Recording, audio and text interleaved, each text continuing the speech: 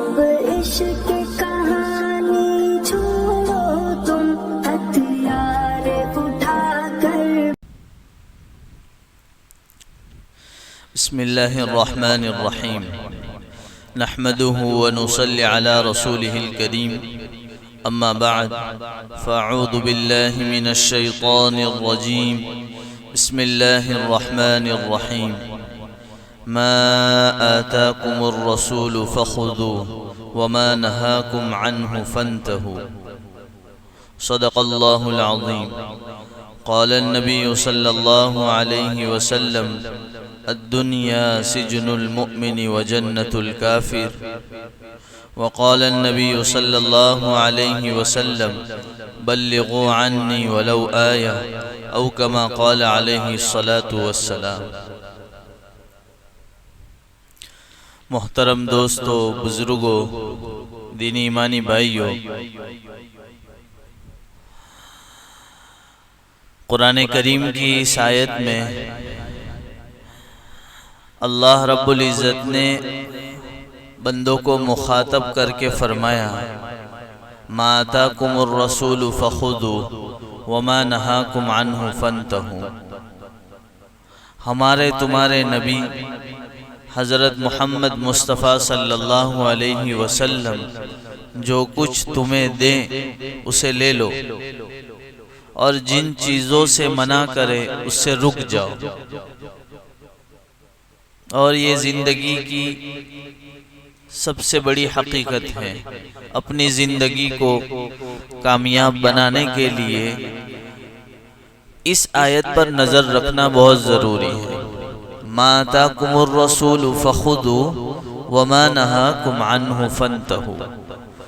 اللہ کے نبی صلی اللہ علیہ وسلم نے جن چیزوں کے کرنے کا حکم دیا ہے اس کو ہم بجا لائیں، اور جن چیزوں سے اللہ کے نبی صلی اللہ علیہ وسلم نے امت کو روکا ہے اس سے رک جائے. یہ پورے دین کا خلاصہ ہے، پورے قرآن مجید کا خلاصہ ہے. کتنی چھوٹی آیت ہے کہ جو حکم دیا ہے اس کو کرنا ہے اور جس سے روکا ہے اس سے رک جانا ہے.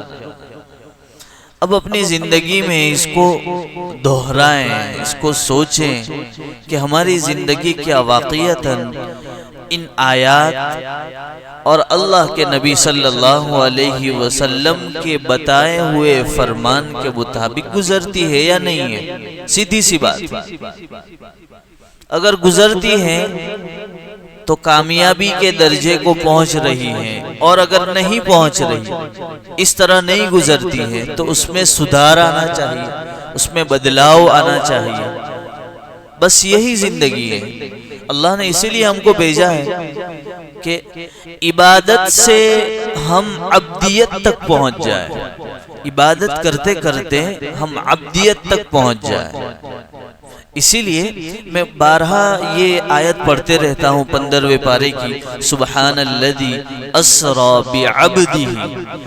ہمارے نبی صلی اللہ علیہ وسلم کو اللہ رب العزت نے الگ الگ ناموں سے بلایا ہے. بہت سارے الگ الگ نام ہیں اللہ کے نبی صلی اللہ علیہ وسلم کے. کبھی سراجن کہا، کبھی مبین کہا، الگ الگ طریقے سے، کبھی منیر کہا. بہت سارے نام دیے ہیں. ان میں سے سب سے اعلیٰ نام اللہ نے یہ دیا، سبحان الذی اسری بعبدہ، کہ آدمی جو ہیں عبادت کرتے کرتے عبدیت کے مقام کو پہنچ جائے. اور عبدیت کیا ہے؟ عبد کہتے ہیں عربی میں غلام کو، اور غلام جو ہوتا ہے اس کی کچھ بھی چلتی نہیں ہے. وہاں کس کی چلتی ہے؟ آقا کی چلتی ہے. اللہ خود یہ کہہ رہے ہیں کہ میرا محمد، میرا چہیتا، میرا لاڈلا، ہم سب کا محبوب آقا مدنی صلی اللہ علیہ وسلم ایسے ہیں کہ عبدیت کی انتہا کو پہنچے ہوئے، اور انتہا ہو بھی گئی. معراج کا جب سفر ہوا ہے تو انتہا ہو گئی ہے. اس زمین سے آقا مدنی صلی اللہ علیہ وسلم چلے ہیں اور سیدھے عرش تک پہنچ گئے ہیں. یہ انتہا نہیں تو اور کیا ہے. اور اللہ رب العزت کا کسی نبی نے دیدار نہیں کیا. آپ کہیں گے موسیٰ نے کیا ہے نا، دیدار نہیں کیا جلال کا، اور ایک جھلک دیکھی ہے، صرف جھلک دیکھی ہے، اللہ کا جلال دیکھا ہے، اللہ کا نور دیکھا ہے کوہ طور پر، اللہ کو نہیں دیکھا۔ قاب قوسین او ادنا 29ویں پارے میں ہے، قرآن کریم کہتا ہے اتنے قریب ہو گئے، 70,000 نوری پردے تھے، اللہ نے سب ہٹا دیے اور محبوب کو قریب کر لیا۔ یہ عبدیت کی انتہا کہ عبادت کرتے کرتے آدمی وہاں تک پہنچ جاتا ہے کہ پھر عبدیت کی انتہا ہو جاتی ہے، غلامی، اپناپن ختم کرنا اور اللہ جو چاہتا ہے اس کو لے آنا۔ اسی لیے بہلول دانا رحمت اللہ علیہ، بڑے اللہ والے، وہ ہمیشہ اپنی زندگی میں مصروف رہتے تھے اور خوش مزاج تھے۔ تو بہت سے لوگوں کو جو اللہ والے دین والے ہیں اور اللہ کے راستے میں چلتے رہتے ہیں، نماز پڑھتے رہتے ہیں، اپنے کام سے مطلب رکھتے ہیں، لوگوں کی پنچات نہیں کرتے۔ کہنے کا مقصد ہے اللہ اللہ کرتے ہیں، دین کا کام کرتے ہیں، گھر کی خدمت کرتے رہتے ہیں، تو ایسے آدمی خوش رہتے ہیں۔ تو بہت سے لوگوں کو پیٹ میں درد ہوتا ہے، ایسے ہی کسی کو درد ہوا، اور بہلول رحمت اللہ علیہ سے جو خوش رہتے تھے تو ان سے پوچھنے لگے آپ اتنا خوش کیوں رہتے ہیں؟ خوش رہے تب بھی ٹینشن، اور تکلیف میں ہو تب بھی لوگوں کو ٹینشن۔ تو خوش بہت رہتے تھے بہلول دانا رحمت اللہ علیہ۔ تو فوراً ایک شخص نے پوچھا کہ آپ اتنا خوش کیوں رہتے ہیں؟ تو انہوں نے بہت بہترین جواب دیا، انہوں نے کہا کہ لوگ اس لیے ٹینشن لیتے ہیں کیونکہ ان کی مرادیں اور ان کی خواہشات، ان کی ضروریات پوری نہیں ہوتی ہیں۔ وہ چاہتے ہیں کہ میں ایسا کروں ویسا کروں، لیکن ہوتا نہیں ہے، کیونکہ ہوتا وہی ہے جو اللہ چاہتا ہے۔ ان الحکم الا للہ، ہمارے من کی تو نہیں ہوتی ہے، جو کچھ اللہ چاہتا ہے وہ ہوتا ہے۔ بہلول دانا رحمت اللہ علیہ فرمانے لگے میں نے اپنے من کو چھوڑ دیا، رب کے من کو پکڑ لیا، اس لیے ہمیشہ خوش رہتا ہوں، تکلیف آوے تب بھی خوش رہتا ہوں اور کہتا ہوں انا للہ و انا الیہ راجعون، اور جب خوشی آتی ہے اس موقع پر کہتا ہوں الحمدللہ رب العالمین۔ تو کوئی ٹینشن کی بات ہی نہیں ہے کہ جب بھی پریشانی ہو تو انا للہ پڑھو، جب خوشی کا موقع ہو تو الحمدللہ پڑھو۔ بہلول دانا رحمت اللہ علیہ نے کہا کہ میں نے اپنی من کی چھوڑ دی اور رب چاہی زندگی لے لی، یعنی اللہ کیا چاہتا ہے بس میں ویسے زندگی گزارتا رہتا ہوں، تو میری زندگی ہمیشہ خوشی میں رہتی ہے۔ تو ایک زندگی کا مقصد یہ ہے، میں کہہ رہا تھا کہ عبدیت جو ہے یہ انتہا کو اس وقت پہنچتی ہے جب عبادت ہم کرتے رہتے، بارہا ہم عبادتوں میں لگے رہتے۔ اس لیے میں نے شروع میں کہا کہ ہم اس بات پر سوچیں ما آتاکم الرسول فخذوا وما نہاکم عنہ فانتہوا، اللہ کے نبی صلی اللہ علیہ وسلم نے جو ہمیں دیا اس کو لینا ہے، اور جن چیزوں سے روکا ہے اس سے ہمیں رک جانا ہے۔ اب ہم اپنی زندگی کا جائزہ لیں، صبح سے سب سے پہلا میسج پہنچتا ہے ہمیں حی علی الصلاۃ حی علی الصلاۃ، اور اتنا ہی میسج نہیں، صبح میں ہمارے لیے جو ہے اللہ نے اسپیشل ایک ورڈز رکھا ہے، ایک الفاظ رکھے ہیں، وہ کیا رکھے ہیں؟ الصلاۃ خیر من النوم۔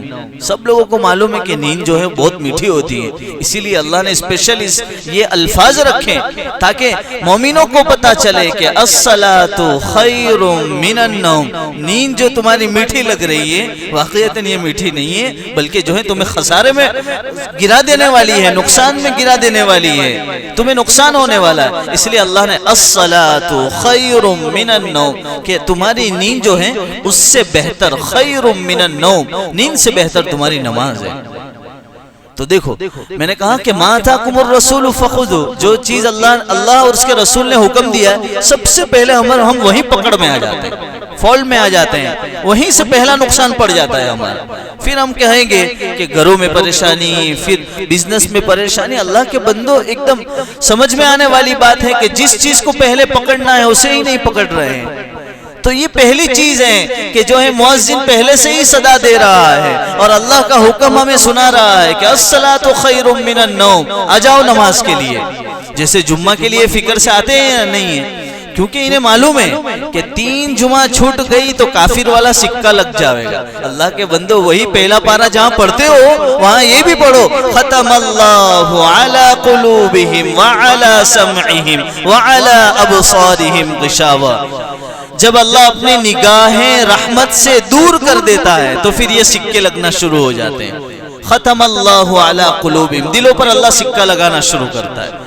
پہلے یہاں لگتا ہے تو دل میں اترتی نہیں بات. قلوبہم وعلی سمعہم، پھر سنائی نہیں دیتا. مول صاحب جمعہ میں بہت બધાને લેવડાટી પાડે ને એટલે આપણે પહોંચવાનું જ નહીં. وعلی سمعہم، اس لیے بہت سے لوگ تو آتے ہی نہیں اور بعض آتے ہیں تو باہر ہی بیٹھے رہتے ہیں. انہیں معلوم ہے کہ میں حالے کہ کسی کو لیولاٹنے کے لیے نہیں بیٹھتا ہوں، یہاں کسی کو ڈانٹ ڈپٹ کرنے کے لیے نہیں بیٹھتا ہوں. ما آتاکم الرسول فخذوا وما نہاکم عنہ فانتہوا. اللہ کے نبی صلی اللہ علیہ وسلم نے جن کاموں کے کرنے کا حکم دیا تھا ان میں سے جو جو بات مجھے دینی اعتبار سے سمجھ میں آتی ہے وہ میں آپ کے ہاتھوں میں رکھتا ہوں، اور جن چیزوں کی خرابیاں امت میں مجھ میں ہم لوگوں میں ہوتی ہے ما آتاکم الرسول فخذوا وما نہاکم عنہ فانتہوا، اس سے میں روکتا ہوں، میں وہ تمہیں سناتا ہوں، میں خود عمل کرنے کی کوشش کرتا ہوں. یہاں کسی کو سنانے والی بات نہیں ہے کہ ہم یہ اشارے کریں کہ یہ فلاں کے لیے بات ہے یا فلاں کے لیے بات ہے. اس لیے میں کہتا ہوں ختم اللہ علی قلوبہم، اللہ پہلے یہاں سے ہی ہٹا دیتے ہیں. اس لیے بعض مرتبہ جس سے بہت اچھی دوستی ہوتی ہے، بہت اچھے تعلقات ہوتے ہیں، تو ہم کیا کہتے ہیں تو من پر تھی اتری گئی، تارا تھی امید نہیں ہوتی، تو من سے اتر گیا ہے، تجھ سے یہ امید نہیں تھی. اللہ پہلا ہی سکہ یہاں پہ ہی لگا دیتے ہیں. ختم اللہ علی قلوبہم، تو اتر گیا میری رحمت سے، میری نگاہ رحمت سے. کیا ہو گیا اب؟ وعلی سمعہم، دھیرے دھیرے کنیکشن. اس لیے جو ہارٹ والے پرابلم والے ہوتے ہیں نا، دل کے پرابلم، ان کو دھیرے دھیرے پھر سب شروع ہو جاتا ہے. پہلے دل کا حملہ ہوا ہے، اب دھیرے دھیرے بعض کام کرنا چھوڑ دیتے ہیں. اب کیا سمجھتے ہو؟ قرآن کریم کے ذریعے سے ان سائنسدان کہتے ہیں کہ ہم نے ترقی کی ہے. قرآن کریم نے 1400 سال پہلے جو بات کہہ کر رکھ دی ہے کہ دل پر جو اثر پڑتا ہے اس کے بعد سارے جسموں پر اثر پڑتا ہے. یہاں اللہ کہہ رہے ہیں کہ اس دل کو جو ہے گناہوں سے ملوث نہ کرو، اللہ کی نافرمانیوں سے ملوث نہ کرو، تاکہ اگر یہ خراب ہو گیا تو جو ہے جسم میں اور روح کے اندر اعمال کرنے میں جو ہے خطرہ پیدا ہونے لگے.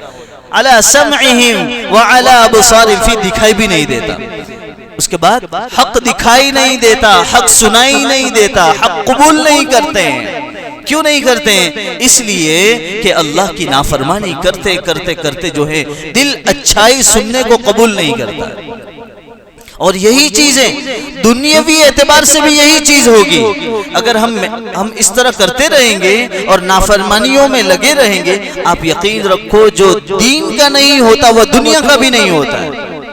جو اللہ کا نہیں ہوا ہے، جو دیندار نہیں ہوا ہے، وہ ہمارا کیسے ہو سکتا ہے؟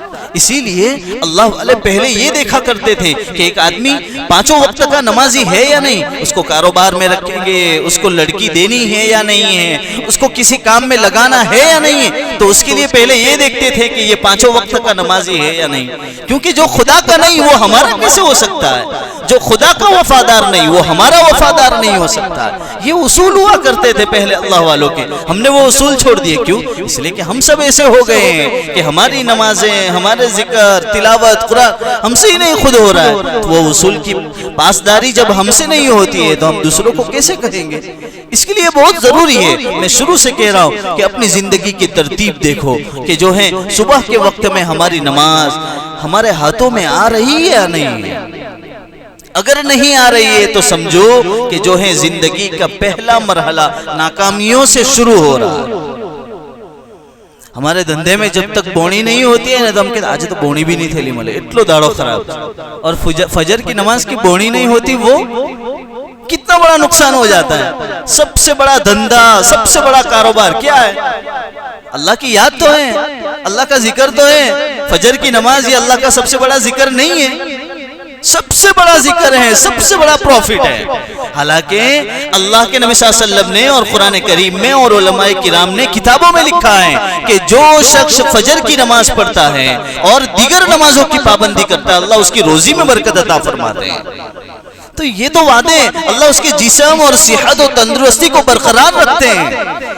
جن چیزوں کے پیچھے ہم بھاگ رہے ہیں کہ روزی ہماری برابر ہو، صحت تندرستی برابر ہو، بیماریوں سے شفا ہو، گھروں میں جھگڑے نہ ہو، جن چیزوں کے لیے ہم محنت کر رہے ہیں اس کے برعکس ہم جا رہے ہیں. اسی لیے فضائل اعمال میں لکھا ہے کہ جب تک اپنی بیماری کا سلیکشن نہ ہو کہ یہ بیماری ہے تب تک اس کی دوا نہیں ہو سکتی ہے. آپ کو پتہ ہی نہیں، آپ دوا پی رہے ہیں، بارہا ڈاکٹر کے پاس جا رہے ہیں، میں بیمار ہوں بیمار ہوں. اللہ کے بندو بیماری کیا ہے؟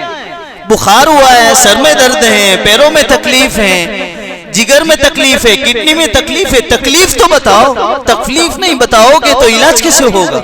ہم یہی کر رہے ہیں، کمانے جا رہے ہیں. کمانا برا نہیں، ہم جو ہیں اپنی زندگی کو سنوارنے کی کوشش کر رہے ہیں. سنوارنا برا نہیں ہے، لیکن طریقہ غلط استعمال کر رہے ہیں.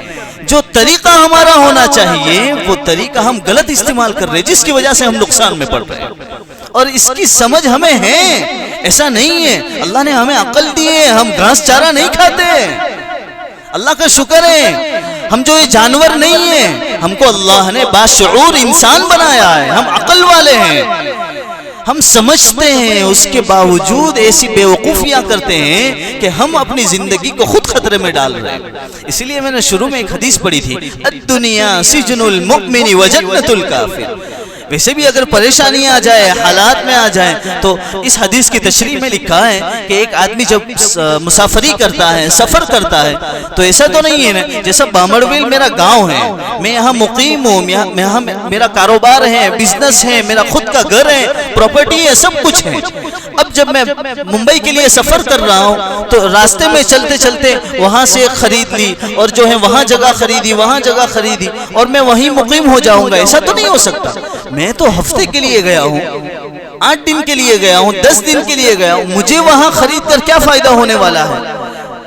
تو اس حدیث کی تشریح میں لکھا ہے کہ عقل مند انسان وہ ہوتا ہے جو جہاں رہتا ہے وہاں اپنی ساری چیزیں مہیا اور آسانی کی کرتا ہے تاکہ اس کے لیے سہولتیں ہو، آسانیاں ہو.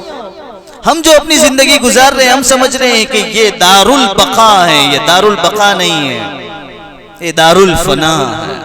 یہ ختم ہونے والی زندگی ہے. ہم اتنی محنت کریں جتنی ہمیں ضرورت ہے، جتنی ہمارے لیے سہولت ہو سکتی اتنی محنت کریں.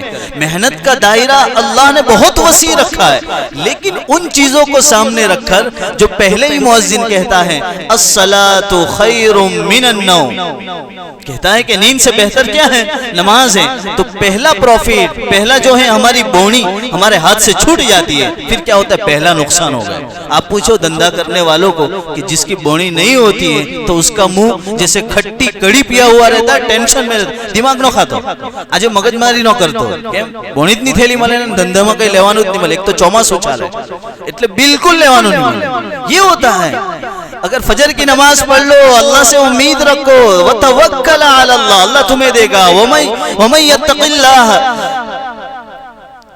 واللہ یرزق من یشاء بغیر حساب. اللہ فرماتے ہیں ایسی جگہ سے رزق عطا فرماؤں گا کہ یہ تمہارا دماغ کام نہیں کرے گا کہ کہاں سے روزی آ رہی ہے، لیکن آئے گی. اللہ جب دیتا ہے تو کیسے دیتا ہے؟ چھپڑ پھاڑ کے دیتا ہے. پھر اس کو ہضم کرنے کی طاقت بھی ہونی چاہیے، ورنہ وہی چھپڑ پھاڑ فرعون کو جو ہے انا ربکم الاعلی کا دعویٰ کرنے پر لگ گیا تھا. اللہ نے بہت دیا تھا، مال و دولت کامیابی نہیں، زمین جائیداد کامیابی نہیں، عیش و عشرت کامیابی نہیں، سہولتیں اور جو ہے ہمارے لیے ایسو آشائش کا سامان، یہ کامیابی نہیں ہے. اصل کامیابی ہے الدنیا سجن المؤمن وجنت الکافر. اللہ نے ہمارے لیے جیسے قید خانہ ہے، وقتی ضرورت جتنا کھانا ہے اتنا کھا لو، جتنا کمانا ہے اتنا کما لو، جتنی سہولت کرنی ہے اتنی کر لو. اصل فکر کرو آخرت کی کہ ہماری زندگی کیسے سنور جائے، ہماری اولادیں کیسے سنور جائے، ہماری بیوی، ہماری بیٹیاں، ہماری بچیاں کیسے سنور جائے، ہمارا سماج کیسے سنور جائے، ہمارا گاؤں کیسے دیندار ہو جائے.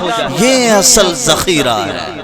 یہ اصل ذخیرہ ہے کہ ہمارے گاؤں میں جب یہ محنتیں ہوگی کہ سارا گھرانہ دیندار ہوگا تو پھر یہ فکریں بھی ہوگی کہ کس نے آج صبح کی نماز نہیں. سب آپ خود سوچو، فجر کی نماز ہماری پوری صف لگی ہوئی، گاؤں کے سبھی حضرات یہاں جمع ہو تو ہر ایک کو معلوم ہوگا کہ الحمدللہ آج اس کی طبیعت اچھی ہے، تبھی تو نماز پڑھنے آیا ہے. آج اس کی طبیعت اچھی ہے، جو شخص غیر حاضر ہوگا فوراً آپس میں بات چیت ہونے لگے گی، آج فلاں کے گھر فلاں شخص نہیں آیا، ملاقات کرنے چلتے ہیں، کیا ہوا ہے، فوراً خبر پڑ جاوے گی، فوراً اطلاع مل جاوے گی کہ یہ شخص بیمار ہے، اس کے گھر میں یہ پریشانی ہے۔ تو ایک دوسرے کے اندر جب دینداری کا ماحول قائم ہوتا ہے تو پھر جو ہے ہر چیز دنیاوی ہو یا اخروی ہو اس میں اللہ آسانی پیدا کرتا ہے۔ اور جب بے دینی ہوتی ہے تو یہاں تک پتہ بھی نہیں چلتا، وہاں مردہ پڑا رہتا ہے رات کا مرا ہوا، لیکن اطلاع کب ملتی ہے؟ صبح میں جب اٹھانے جاتے ہیں اس وقت میں۔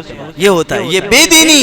اسی لیے اللہ والے فرماتے ہیں کہ بے دینی ہماری زندگی کی سب سے بڑی موت ہے، اور یہی ہے کہ ہم نے اپنی زندگی میں ایسی چیزیں اختیار کی ہوئی ہیں جس کی وجہ سے ما آتاکم الرسول فخذوا، کہ اللہ کے نبی نے جو جن چیزوں کے ہمیں لینے کا حکم دیا تھا ان میں ہم پیچھے پڑ گئے، اور جن چیزوں سے روکا تھا وما آتاکم الرسول فخذوا، کہ ان چیزوں کو نہ لو، وما نہاکم عنہ فانتہوا، کہ نہیں لینا ہے، ان چیزوں میں ہم پڑے ہوئے، جس کی وجہ سے ہم مسلمان جو ہیں حالات، پریشانی اور سب چیزوں میں جو ہیں ہم نیچے کے نیچے چلے جا رہے ہیں۔ اللہ کے بندو، پوری بات کا مقصود یہ ہے کہ اللہ کے نبی صلی اللہ علیہ وسلم نے جن باتوں کے کرنے کا حکم دیا ساری نہیں ہو سکتی ہم سے، ساری کی ساری نہیں ہو سکتی۔ جو عمل جس وقت میں ہم کر رہے ہیں، جیسے ابھی مثال دے رہا ہوں کہ میں یہاں بیٹھ کر آپ کو اللہ اور اس کے رسول کی بات کر رہا ہوں، تو یہاں بیٹھ کر واعظ یعنی اچھی بات کرنا اور اچھی باتوں کا حکم دینا یہ مجھ پر جتنا ضروری ہے میں آپ کو بتا رہا ہوں۔ میں یہاں بیٹھ کر گالی نہیں دے سکتا، میں یہاں بیٹھ کر آپ کے والدین کو برا بھلا نہیں کہہ سکتا، آرڈر ہی نہیں ہے۔ ما آتاکم الرسول فخذوا، اللہ اس کے رسول نے جو حکم دیا ہے وہ پکڑ پکڑ کر تمہیں دے رہا ہوں۔ وما نہاکم عنہ فانتہوا، اور جن چیزوں سے اللہ اور اس کے رسول نے روکا ہے انہی باتوں کو لے کر میں نہیں کہہ سکتا تم دونوں میاں بیوی تم الگ ہو جاؤ، بیٹی سے الگ ہو جاؤ، بیٹے سے الگ ہو جاؤ، جائیداد سے بے دخل ہو جاؤ، یہ کہہ سکتا ہوں، مجھے آرڈر نہیں ہے۔ وما نہاکم عنہ فانتہوا، جو بات اللہ اور اس کے رسول نے منع کی ہے ان باتوں کو تو میں بتا رہا ہوں مثال کے طور پر کہ جتنا جو چیز ابھی میں یہ کام کر رہا ہوں تو مجھے یہ حکم ہے، نماز کے موقع پر مجھے یوں شوق ہو جائے کہ لاؤ ذرا پانی پی لوں، پی سکتا ہوں، نہ آپ پی سکتے نہ میں پی سکتا ہوں، کیوں؟ ما آتاکم الرسول فخذوا وما نہاکم عنہ فانتہوا، جو کام جس وقت میں ہم کر رہے ہیں اس موقع پر دیکھو اللہ اور اس کے رسول نے کیا حکم دیا ہے، نہ معلوم ہو تو اسے جو ہے علماء سے پوچھ لو اور اس کو کرنے کی فکر کرو، اور جن کاموں میں معلوم نہ ہو کہ اس میں کیا حکم ہے علماء سے پوچھو کہ اس میں کرنے کا حکم ہے یا نہ کرنے کا حکم ہے۔ وما نہاکم عنہ فانتہوا، جس سے روکا گیا ہو اس سے رک جانا چاہیے، یہی پوری بات کا خلاصہ ہے۔ اس کے بعد ایک اخیری ہدیہ ہے، ایسا ہدیہ بہترین ابو داؤد شریف کی روایت ہے، حضرت عثمان غنی رضی اللہ تعالیٰ عنہ، یہ ایسے صحابی ہیں داماد رسول صلی اللہ علیہ وسلم، بہت کم احادیث ان کی نقل کی گئی ہیں۔ حضرت عثمان غنی رضی اللہ تعالیٰ عنہ راوی ہیں، ابو داؤد شریف کی روایت ہے، ترمذی میں بھی روایت ہے۔ ابھی جو ہمارا یہ چوماسے کا موسم ہے، بارش کا موسم، اس موقع پر جیو جنتو اور سانپ وغیرہ کے کاٹنے کا بہت ڈر رہتا ہے، تو اس موقع پر ان چھوٹی سی تسبیح کو پڑھنے سے اللہ کی ذات سے امیدیں، تقدیر کا معاملہ الگ ہے، لیکن اتنا اللہ کے نبی صلی اللہ علیہ وسلم نے کہا ہے کہ یہ دعا صبح میں 3 مرتبہ اور شام کو 3 مرتبہ جو شخص بھی پڑھے گا، اللہ آسمانی اور زمینی جتنی بھی تکلیف دینے والی چیزیں ہیں ان سے اللہ ہماری حفاظت کرے گا۔ دعا بہت چھوٹی ہے، بسم اللہ الذی لا یضر مع اسمہ شیء فی الارض ولا فی السماء وہو السمیع العلیم، اتنی چھوٹی دعا ہے۔ اس کے بعد میں لکھا ہے اس حدیث کے نیچے میں کہ ایک اللہ والے تھے، ان کا نام میرے ذہن سے نکل گیا، تو وہ مکہ یا مدینہ شریف کے اندر تھے اور اس دن دعا پڑھنا بھول گئے تھے، اسی دن ان کو بچھو کاٹا، تو فوراً ان کے ذہن میں آیا کہ ہاں میں روزانہ 3 مرتبہ صبح کو یہ دعا پڑھتا تھا اور شام کو بھی پڑھتا تھا، آج پڑھنا بھول گیا جس کی وجہ سے اس بچھو نے مجھے کاٹ لیا۔ تو بہت ساری چیزیں ہیں جو ہمیں کرنے کی ہیں، ان میں سے ایک یہ عمل تھا۔ اللہ رب العزت مجھے آپ کو کہنے سننے سے زیادہ عمل کی توفیق عطا فرما۔ وآخر دعوانا مولانا وسیم شاہ دھرم پوری کی آفیشیل چینل کو سبسکرائب کریں اور بیل آئیکن دبائیں۔